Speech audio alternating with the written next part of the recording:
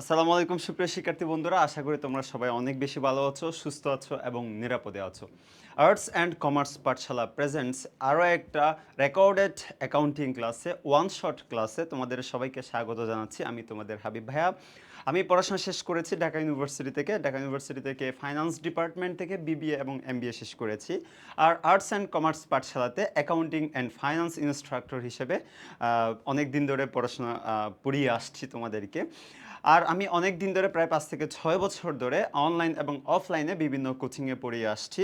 একই সাথে এইচএসসি এবং অ্যাডমিশন ক্যান্ডিডেটসদের পড়াশোনা করিয়ে আসছি অ্যাকাউন্টিং এবং ফাইন্যান্সে। সো তারই প্রেক্ষাপটে আজকে আমার যে এক্সপেরিয়েন্স, তারই প্রেক্ষাপটে তোমাদের জন্য একটা ইম্পর্ট্যান্ট ক্লাস নিয়ে আসছি, যেটা হচ্ছে আমাদের এইচএসসি অ্যাকাউন্টিং সেকেন্ড পেপারের চ্যাপ্টার 4 যৌথ মূলধনী কোম্পানির মূলধন।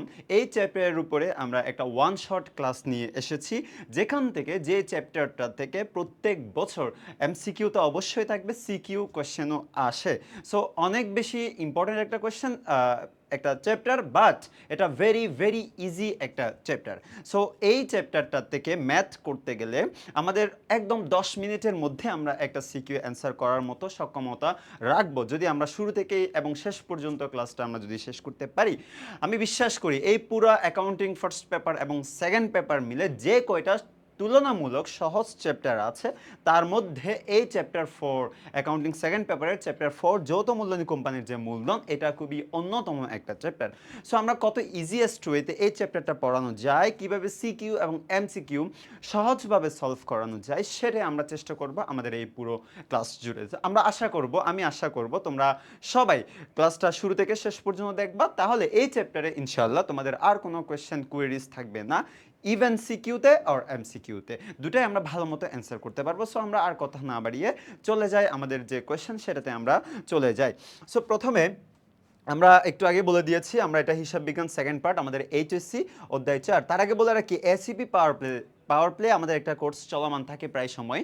সেটা হচ্ছে যখন এইচএসসি পরীক্ষা আসে তার আগে 5-6 মাস আগে কিংবা আরেকটু আগে করে আমাদের একটা কোর্স চলমান থাকে, যেটা হচ্ছে এসিপি পাওয়ার প্লে, যেখানে তুমি বা তোমরা তোমাদের যা যা সাবজেক্ট আছে, অ্যাকাউন্টিং, ফাইন্যান্স, ম্যানেজমেন্ট, দেন হচ্ছে মার্কেটিং যাদের আছে, বাংলা, ইংলিশ, আইসিটি, সবগুলো সাবজেক্টের একটা কম্প্যাক্ট প্রিপারেশন তুমি হচ্ছে আমাদের এই এসিপি পাওয়ার প্লেতে পেয়ে যাবা। তাছাড়া আমাদের বিভিন্ন সময় প্রত্যেকটা কোর্সের, অ্যাকাউন্টিংয়ের বলি, ফাইন্যান্স, ম্যানেজমেন্ট, মার্কেটিং, এরকম বিভিন্ন কোর্স থাকে। আমাদের যে ওয়েবসাইট আছে www.bondipathshala.education, এই ওয়েবসাইটে গেলেই হচ্ছে তুমি আমাদের যে কোন কোন কোর্স চলমান আছে, কোনগুলো তোমার জন্য উপযুক্ত, সেগুলোর একটা লিস্ট তুমি পেয়ে যাবা।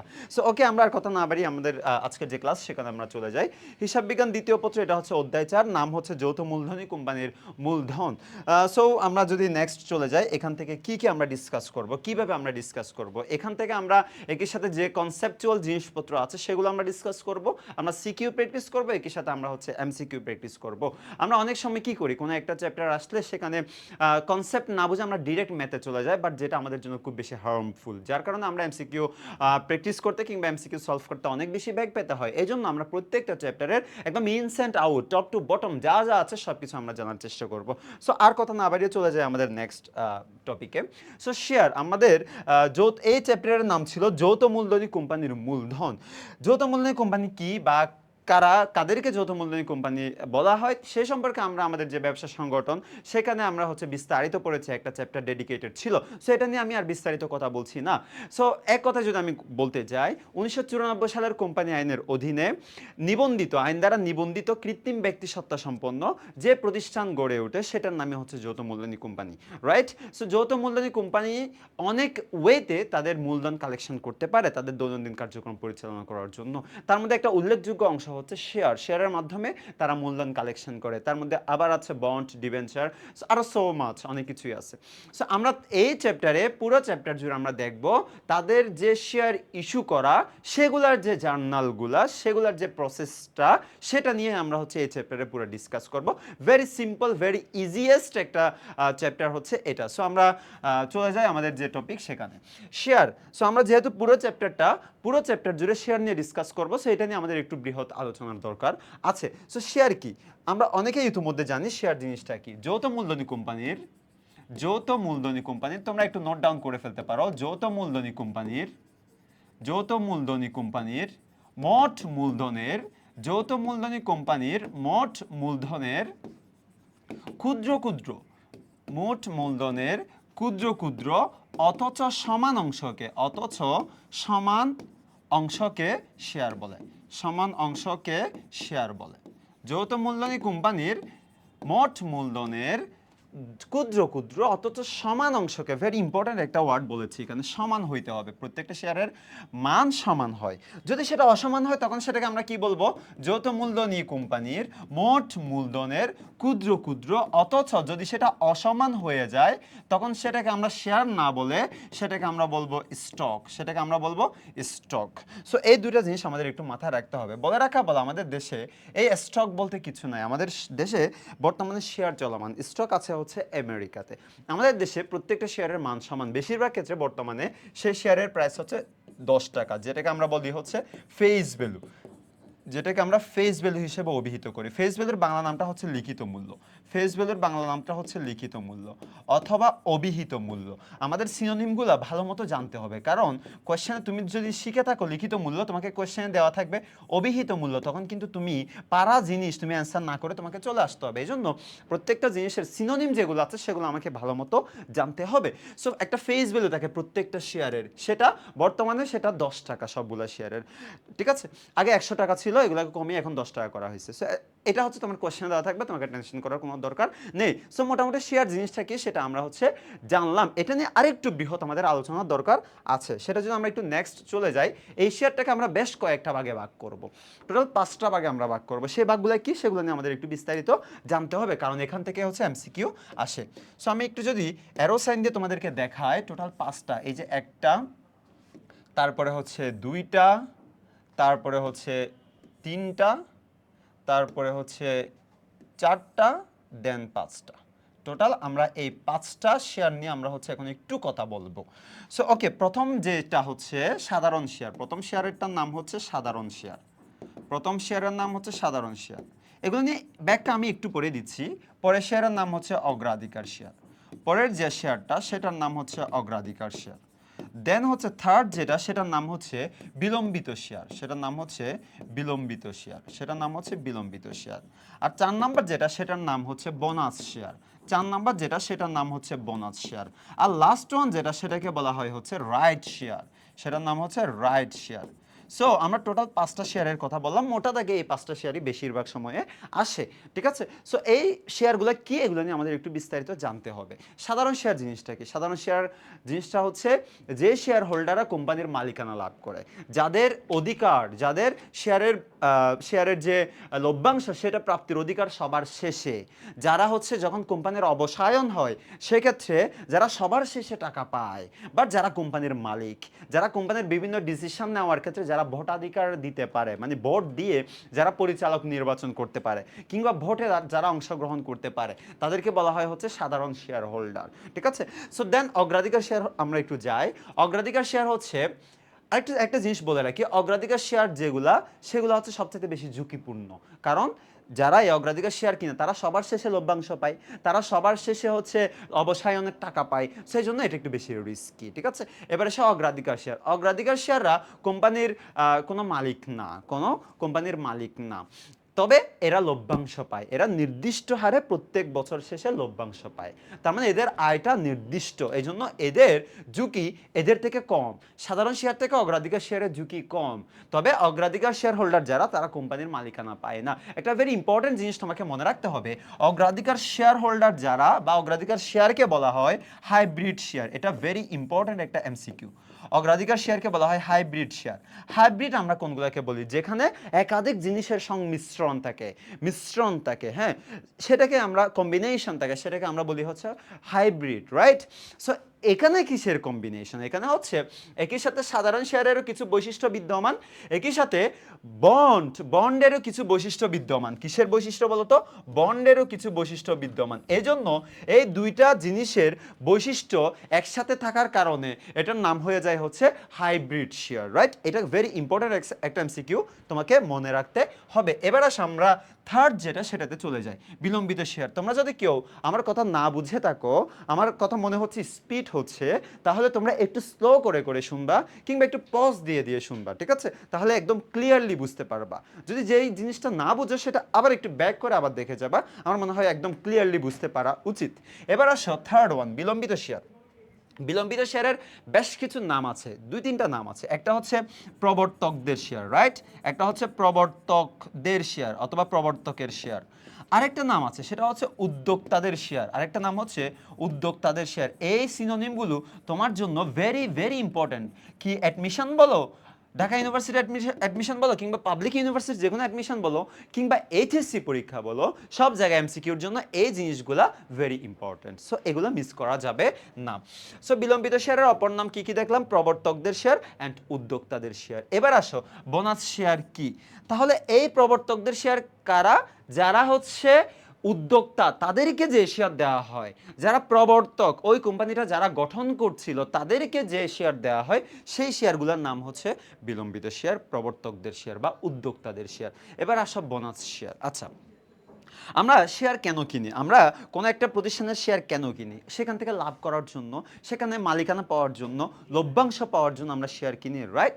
সো একটা প্রতিষ্ঠানে যতটুকু মুনাফা হয় তার সবটুকু না দিলেও কিছু একটা অংশ লভ্যাংশ হিসেবে দিয়ে দেয়। কাদেরকে?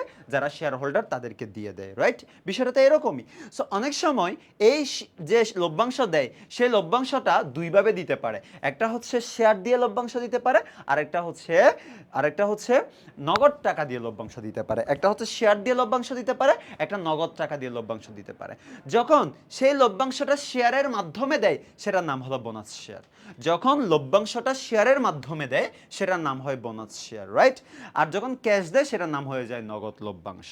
সো এটাই তার মানে, কোনো একজন শেয়ার হোল্ডারকে যখন তুমি লভ্যাংশটা ক্যাশে নগদে না দিয়ে শেয়ারের মাধ্যমে দিবা, সেই শেয়ারটার নাম হবে bonus share. That's it.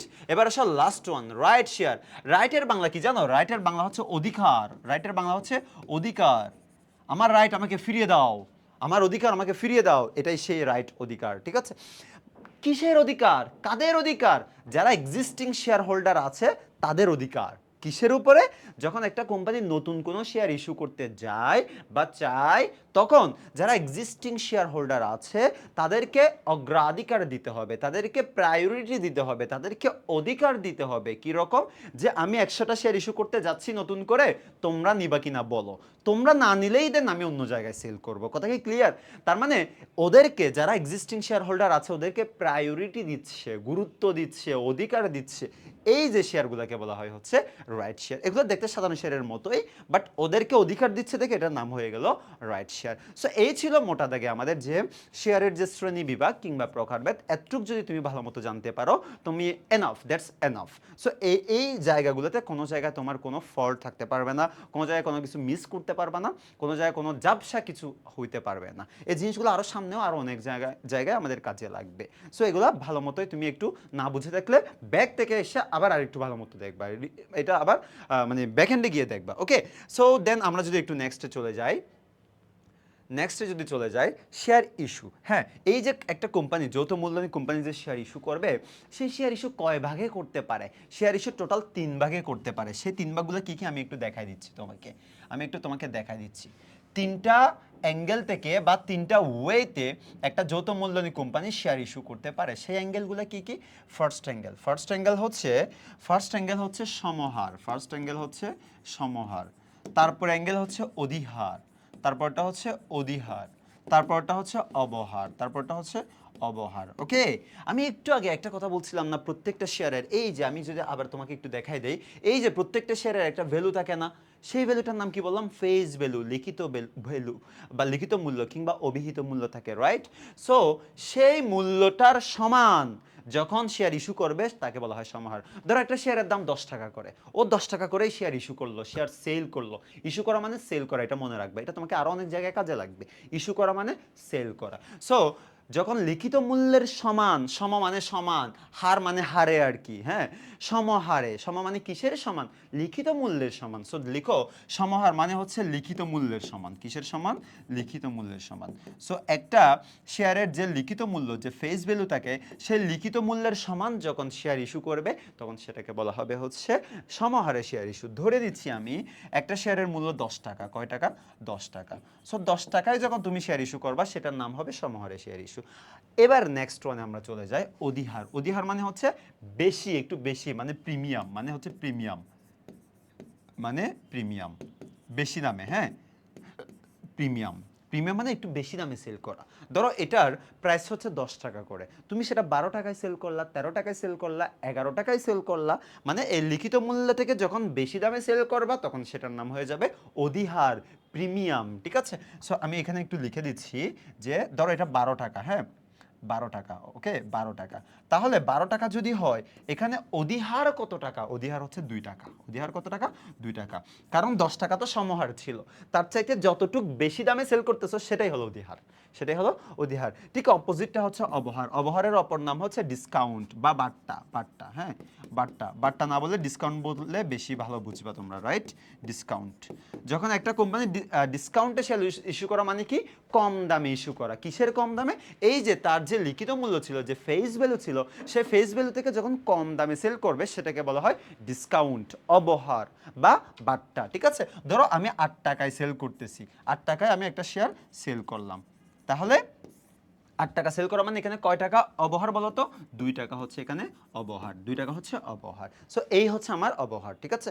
So দেখো একটা কোম্পানি কখন অধিহারে শেয়ার ইস্যু করে আর কখন অবহারে শেয়ার ইস্যু করে, যখন দেখা যাচ্ছে ওই কোম্পানিটা বাজারে নতুন আসছে, খুব বেশি কেউ চিনে না, এখনো ফেস ভ্যালু খুব বেশি নাই, ব্র্যান্ড ভ্যালু খুব বেশি নাই, ওকে কেউ চিনে না, তাহলে ওর থেকে 10 টাকা দামে কেউ কিনবে, কিনবে না। এই জন্য ওকে ডিসকাউন্টে সেল করতে হয়, যাতে পরবর্তীতে আমি 8 টাকা দিয়ে কিনলাম, যাতে মিনিমাম 10 টাকা দিয়ে আমি সেল করতে পারি, তাহলে আমার 2 টাকা অন্তত লাভ হচ্ছে, ঠিক আছে। যদি আমি এটা বেশি দামে কিনি, যদি তখন তো আমি 10 টাকা দিয়ে সেল করতে পারবো, 10 টাকার বেশি দামে সেল করতে পারবো না, যেহেতু ব্র্যান্ড ভ্যালু নাই, এটা কেউ কিনতে চাচ্ছে না, তখন কি হবে, এজন্য আমরা যে কোম্পানিগুলো নতুন বাজারে আসে, যেগুলোর ব্র্যান্ড ভ্যালু কম, তারা সবসময় অবহারে সেল করে। আর যারা অনেক বেশি ব্র্যান্ড ভ্যালু অনেক বেশি হাই, যারা হচ্ছে মার্কেট ভ্যালু অনেক বেশি হাই, যাদের সুনাম সারা দেশে কিংবা বিশ্বে অনেক বেশি পরিচিত বড় কোম্পানি, তারা কিন্তু চাইলে যে কোনো প্রাইস ইস্যু করতে পারে, বেশি দাম দিয়েও মানুষ তাদের শেয়ার কিনতে রাজি থাকে, কেন, সেগুলোর দাম বাড়বে বাড়বে এটা ধরে নেয়, এজন্য তারা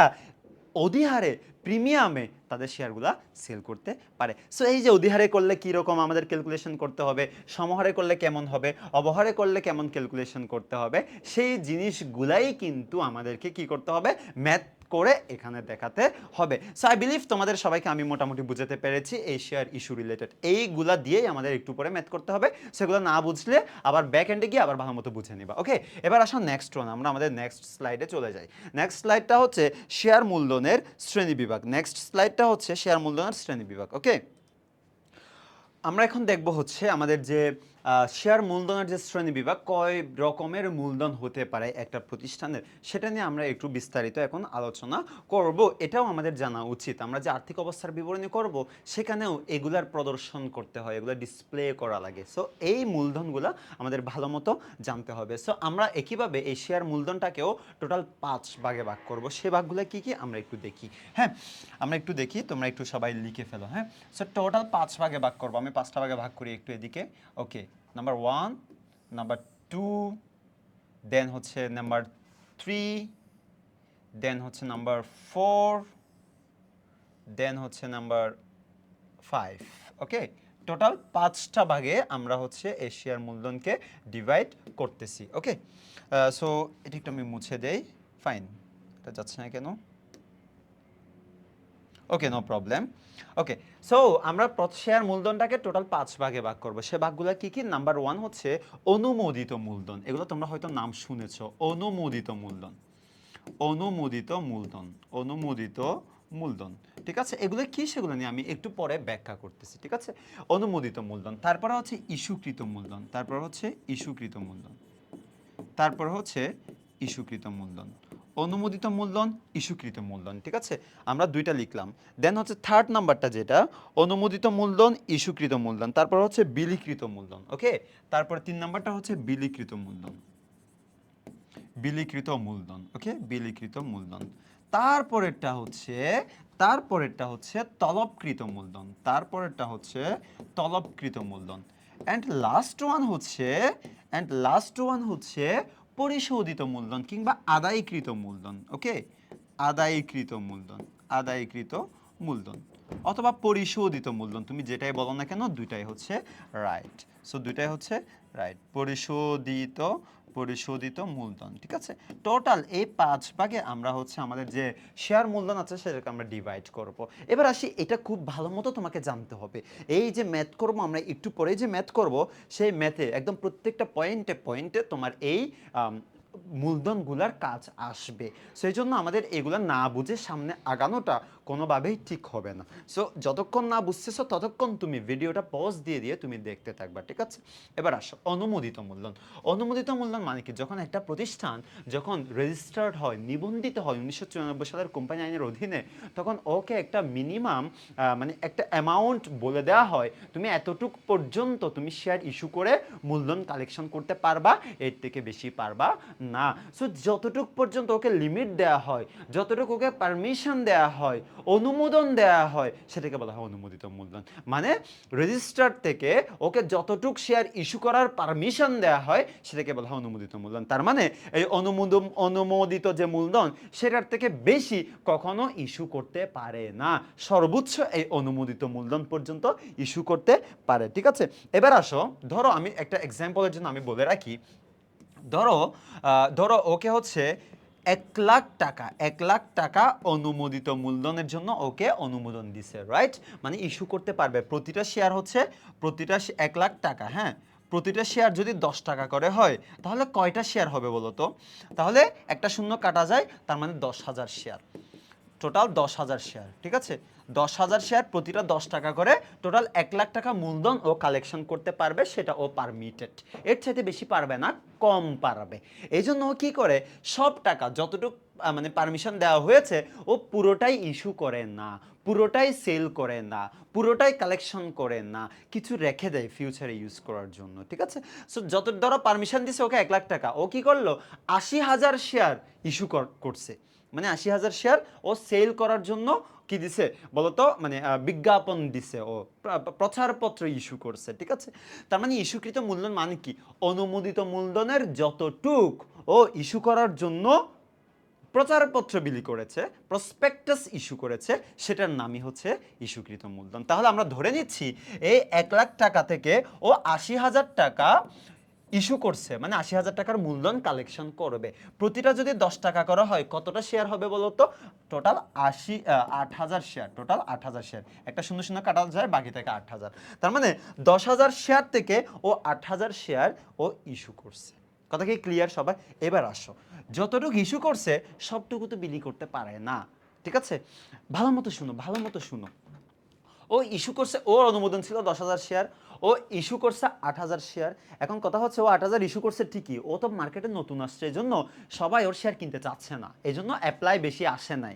অ্যাপ্লাই আসছে মনে করো মাত্র 6,000, কত হাজার, 6,000 মানুষ অ্যাপ্লাই করছে শেয়ার কেনার জন্য, 6,000টা শেয়ার কেনার জন্য।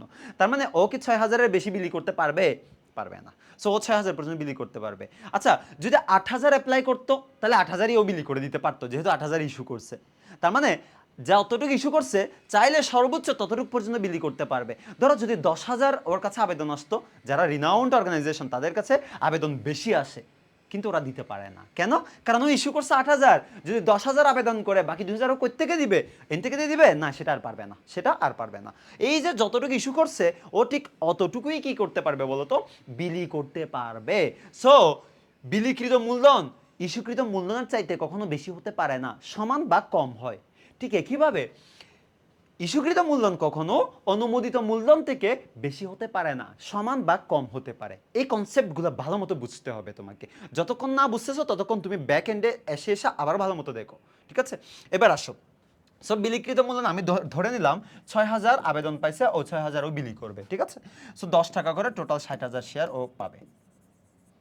এবার আসো তলবকৃত মূলধন। তলবকৃত মূলধন আগে কি হইতো জানো? আগে হচ্ছে এরকম বিভিন্ন কল করা হইতো যে তুমি এতটা শেয়ার দাও, এতটা শেয়ারের টাকা দাও, এতটা শেয়ারের টাকা দাও, এরকম তলব করতো, কল করে করে টাকা নিত। ব্যাপারটা হচ্ছে এরকম ছিল। কিন্তু এগুলো বর্তমানে বাংলাদেশে এই তলবকৃত মূলধনের কোনো কাজ নাই, কোনো ম্যাথও নাই। সো এটা নিয়ে তোমার মাথা ঘামানোর কোনো দরকার নাই, এটা নিয়ে কোনো প্যারা নেওয়ার কোনো দরকার নাই, ঠিক আছে? এটাতে কোনো ম্যাথ আসবে না, আসে না, আসবেও না, ঠিক আছে? সো এটা জাস্ট আমি প্রকারভেদ হিসেবে আছে এই জন্য তোমাকে আমি বলে দিলাম, ঠিক আছে? সো বাট এটা নিয়ে কোনো ম্যাথ নাই, এই জন্য কোনো মাথা ব্যথারও দরকার নাই। এবার আসো লাস্ট রাউন্ড, পরিশোধিত মূলধন। এই যে তুমি 6,000 টাকা যে বিলি করছো, তার সবটুকু টাকা যে পাবা তার কোনো গ্যারান্টি নাই, তার চাইতে তুমি কম টাকাও পেতে পারো। 6,000 টাকা তুমি ইস্যু করছো, মানে বিলি করছো, সব টাকা তোমার কাছে নাও আসতে পারে, সবাই টাকা দিবে না, এমনও হইতে পারে। ধরো তোমাকে টাকা দিছে 5,000 টাকা, দিছে কত বলো তো? 5,000 টাকা দিছে কত? 5,000 শেয়ার, 5,000 শেয়ার, প্রতিটা 10 টাকা করে, টোটাল কত টাকা হয়? 50,000 টাকা, টোটাল 50,000 টাকা। তার মানে তোমার পরিশোধিত মূলধন, আদায়কৃত মূলধন কত হবে? 50,000 টাকা, ঠিক আছে? আর শেয়ার হবে কত? 5,000 শেয়ার। এখানেও সেম কথা, এখানেও সেম কথা, কি বলতো? কখনো আদায়কৃত মূলধন এই বিলিকৃত মূলধনের থেকে বেশি হতে পারবে না, সমান কিংবা কম হতে পারবে। দ্যাটস ইট, এটাও মাথায় তোমাকে রাখতে হবে।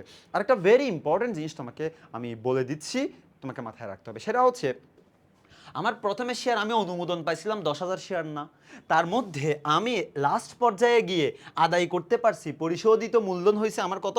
5,000টা শেয়ার না। 10,000 শেয়ারের আমি অনুমোদন পাইছিলাম, আমি আদায় করতে পারছি 5,000 শেয়ার। আরও 5,000 শেয়ারের একটা ঘাটতি আছে না? যে ঘাটতি, সেটাকে বলা হয় সংরক্ষিত মূলধন। ওই মূলধনটা তোমার কাছে এখনো আছে। কিসের কিসের? এই অনুমোদিত মূলধন মাইনাস এই আদায়কৃত বা পরিশোধিত মূলধন, এটাকে বলা হয় হচ্ছে সংরক্ষিত মূলধন। তাহলে আমাদের এখানে সংরক্ষিত মূলধন কত হবে ভাইয়া বলো তো?